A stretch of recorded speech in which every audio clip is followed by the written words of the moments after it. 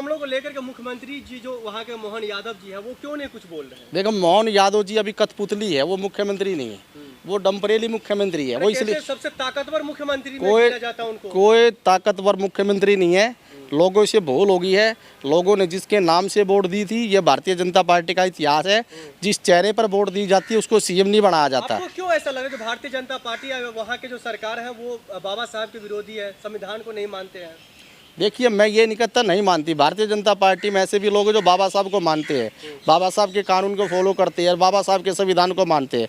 बाबा साहब के कानून को और संविधान को मानते हैं।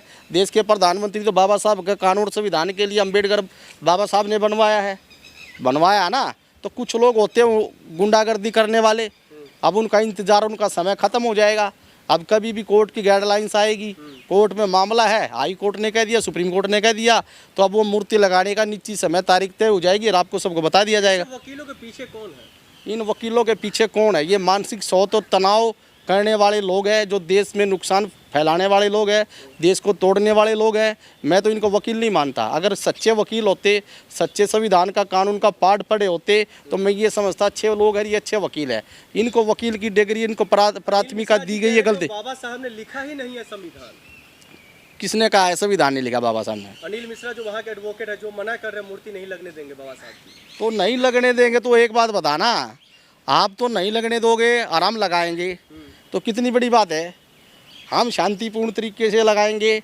आप लोगों को भड़काने का, लोगों को रोष करके लोगों को भड़काने का, जो गुंडागर्दी करने का आपने प्रकरण कर रखा है, ये आपका कब तक चलेगा? देखेंगे। मायावती जी सिर्फ ट्वीट पर या एक्स पर ही पोस्ट कर देते हैं, ना वहाँ जाने की बात करती हुई दिखाई दे रही है, ना कोई डेट या तारीख बता। देखिए, देश की हमारी एक ही सोच थी, जब काशीराम जी ने एक नारा दिया था, उठ जाओ मेरे दलित समाज के लोगों, जो सरकारी ज़मीन है वो हमारी है। ये काशीराम का नारा था। और काशीराम जब जब देश की राजनीति में सक्रिय रहा, बहन जी को देश के काशीराम जी ने 4 बार उसको मुख्यमंत्री बनाया। जब से हमारे बीच हमारे काशीराम जी नहीं रहे, मायावती ने बीजेपी की बी टीम बनकर बीजेपी की हाथों खेलने का काम किया और दलित समाज को गुमराह करने का काम किया।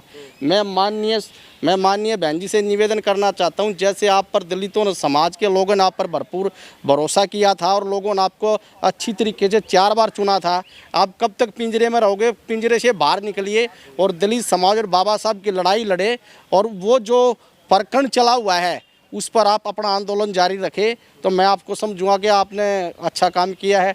अगर ट्विटर खेलोगे, आप मोबाइल से या कंप्यूटर से ट्वीट खेलोगे, तो ऐसे तो कोई नेता नहीं थे।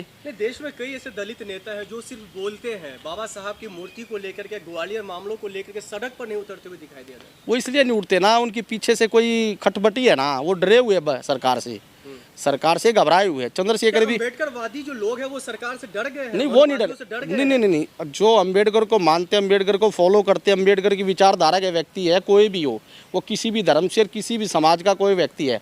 बाबा साहब ने संविधान किसी एक कौम के लिए नहीं लिखा था, बाबा साहब ने सबके लिए संविधान लिखा था। जो बाबा साहब को अच्छी तरीके से पढ़ा हुआ, जो बाबा साहब को जानता है, बाबा साहब के अनुयायी ना तो डरते हैं ना वो घबराते हैं। बाबा साहब के अनुयायी बाबा साहब के जंगी घोड़े मैदान में रहते हैं। ये राजनीति ना तो करते, ना राजनीति विरासत की कोई बात करते। वो चाहे चंद्रशेखर हो, राजनीति विरासत के चक्कर में हमारे दलित समाज के लोगों पर जो मुकदमे लगवाता है और फिर पीछे हट जाता है।